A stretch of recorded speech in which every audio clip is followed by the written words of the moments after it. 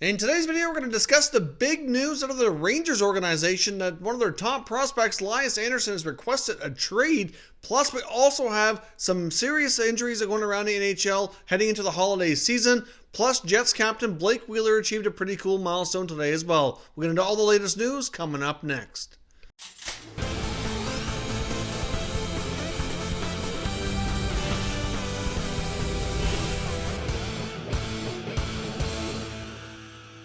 So welcome back here to Top Shelf Hockey. As I mentioned, we have a variety of news to discuss today. We'll get to the Lias Andersson trade request here momentarily, but a few of the quick tidbits here around the NHL before we jump into that. Winnipeg Jets captain Blake Wheeler today became the all-time points leader for that franchise. Now, of course, that franchise technically begun as an expansion team as part of the Atlanta Thrashers era, of course.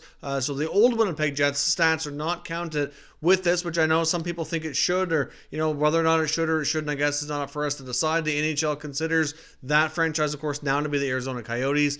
So, of course, the Atlanta and current Winnipeg Jets formation stats all go together. So Blake Wheeler is now the all-time points leader for that franchise, so it's a pretty cool milestone for him. Of course, he's been there for quite some time now, and has certainly been a pretty solid contributor during his entire career. So congrats to Blake Wheeler. I'm sure that down the road, some other guys that are coming up behind him, like Mark Scheifele, will give that total a run for his money, but for right now, their captain is their all-time leader in points.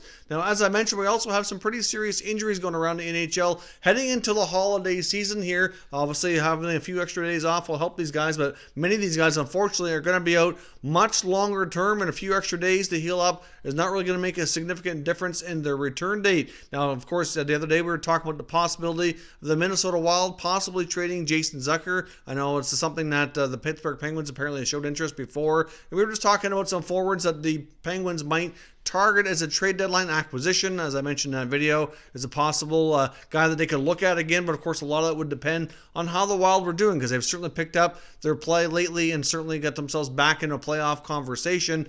So it's by no means a given that they would trade him, but just something they could take a look at. But he won't be going anywhere for a while. He's going to be sidelined for about 6 weeks, maybe a little bit longer. He unfortunately suffered a fractured fibula and had to return home from their recent road trip here. So Jason Zucker will be on injury reserve for some time, so he'll need some time to heal up here. So it's doubtful that he'll be traded anytime soon. Obviously, he will be back likely in the lineup before the deadline comes around, but it won't be a whole lot before that based on the timing and the estimated recovery time. Now, another player that's going to be out for even longer will be Canucks forward Josh Leivo. He's going to be out for about 2 to 3 months with a fractured kneecap. So obviously that's a big blow to the Canucks. Leivo certainly has been having more of an opportunity with them after the trade from Toronto. Has looked pretty decent. So that's certainly not great for Leivo. That's a tough injury to sustain. Like I said, he's going to be out for a significant period of time. That's going to put him probably returning sometime near the end of the regular season. He might be able to get back if they're in a playoff push here, maybe the last week or two before the end of the season possibly. But that's about it. But he's going to be out for an extended time. Now, we saw a really freak accident with Kyle Clutterbuck. Basically had his wrist sliced, and he's going to be out for an indefinite period of time. It's not quite clear exactly how long, but it was certainly a freak accident. He had it straight off the ice down the tunnel, was bleeding, so hopefully everything will be okay for him longer term. But the last time we saw anything close to this type of injury, it was about a 4 to 6 weeks, or was it 6 to 8 weeks recovery? I can't quite recall exactly, but either way, it's not going to be super quick. He's probably looking at least a month, maybe 6 weeks or more before he can return. Now, due to that injury, the New York Islanders decided to call up veteran forward Andrew Ladd, who they had placed on waivers earlier this year after coming back from injury, and signed him down to the minors. He hasn't done too bad down in the minors. He's played 19 games, and he's got 7 goals. So he's certainly, done all right during his time in the American Hockey League. So we'll see if he can get his career back on track and make the most of this opportunity here.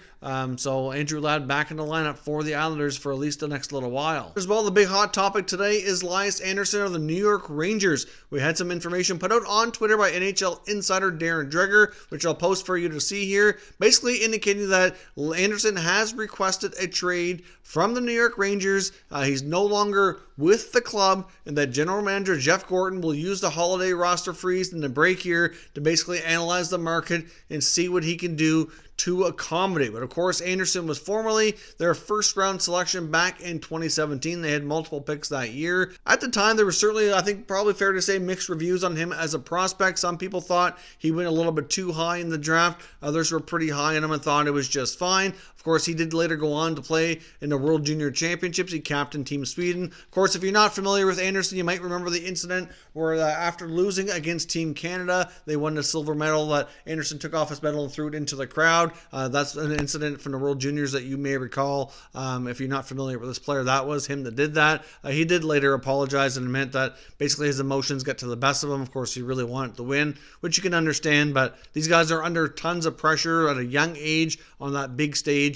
He certainly got a lot of hate in return for that because it was very unsportsmanlike. But like I said, you got to remember these kids are put under a lot of pressure on a big stage, and they really want to win and represent their country and bring home a gold. For a lot of these countries, especially for like teams like Sweden, Finland, Canada, US, Russia, like they're so used to winning that anything other than gold sometimes is seen upon as being a failure by some of the players or some of the fans. So certainly could somewhat understand where he was coming from. But ever since then, his development as a prospect has kind of stalled. Some feel maybe he should have stayed over in Europe, played in the SHL a little bit longer, taken the necessary time over in the European leagues.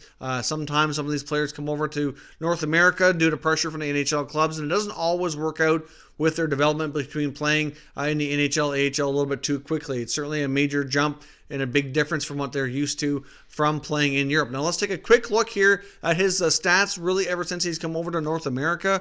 You'll see here in the current season, he's played 17 NHL games. He's got 1 assist and is a -8. In the American Hockey League so far, he's played 13 games, scored 4 goals, 1 assist for 5 points, and he's a -9. I know many people have commented about the negative on the minus side, that he's really not very strong defensively, not really putting in a great effort, that he's not doing much at all. I personally haven't seen any of the AHL games. I've seen some of the NHL games on to his defense, a little bit on the NHL side of things at least. He really hasn't been placed in a position to succeed, in my opinion. He's got a lot of fourth line duty, playing very limited minutes. And when he has played, he's played with a lot of guys like McKegg and Haley and players that are not really offensive. Although, personally, I know some people thought Andersson would be a top 6 forward, really heading into his time jumping over to North America. I never really projected him that high. I personally thought his ceiling would probably be a really solid third-line center with some, decent offensive upside. I never really seen Andersson as being the type of player that would be an offensive juggernaut, be a solid top 6, high-point producing type of center or winger, depending on where he ended up playing once he made the pro ranks. But, I really thought he'd be the defensively responsible, solid, third string type of guy who could really fill a solid niche here at the NHL level. I even thought he'd have the possibility of maybe being an NHL captain someday, because he's shown a lot of great leadership in the past at the lower levels. But so far, that hasn't worked out. His time in New York has not gone well, and now he's frustrated to the point that he's asking for a trade. So I guess we will see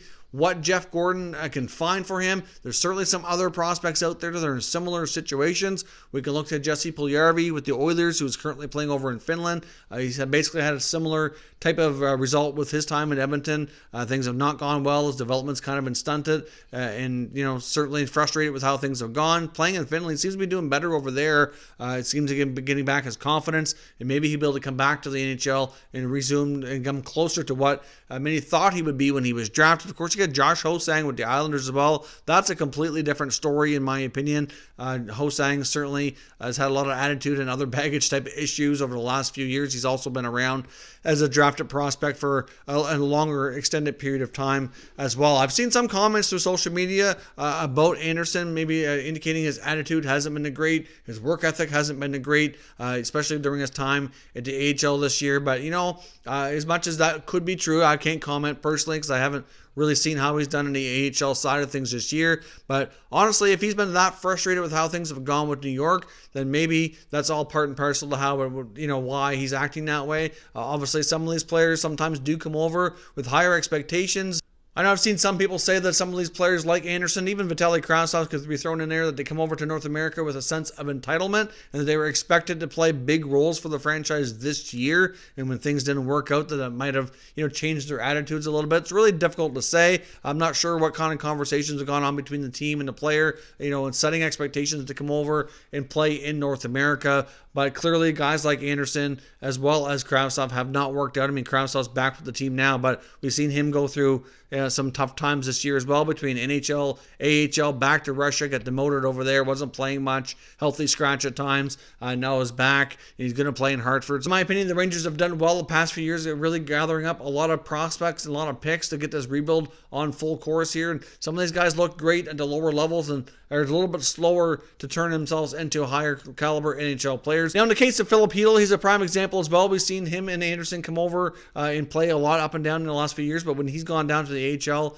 he certainly put in what appears to be a stronger effort to get more production and has earned himself more opportunity back at the NHL and seems to have solidified himself a little bit more at this point in time. So I guess we will see what happens with Andersson. Could he be swapped for another struggling prospect? I don't know if there's going to be a lot of interest in him or not. It's really difficult to say, but it's certainly a player like this who was a former first-round pick only a couple years ago. I would think there'd be enough teams out there willing to give him a shot sometime soon. So we'll see what Jeff Gordon can find over this holiday freeze. Will he be able to trade Andersson sometime soon? I really don't see the Rangers rushing into this. Clearly, there has to be benefit in them as well. They have to find the right deal, just like we saw with Puljujarvi, just like we've seen with Hosang. These teams are not rushing to trade players that are struggling to find themselves a regular opportunity at the NHL. They don't want to just give them away. They want the right deal. So let me know what you think of this situation down in the comments. Do you think Andersson was in his right to request a trade? Where do you think he might end up? And give me your mock trades or some potential returns you think the Rangers might be looking at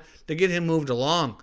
Let me know your thoughts down in the comments. We'll continue the conversation. If you're new to the channel, consider subscribing, turning on your notifications so you don't miss any future content, and give this video a thumbs up if you enjoyed it as well. I'd appreciate it if you did. As always, thank you for watching, and I will catch you next time.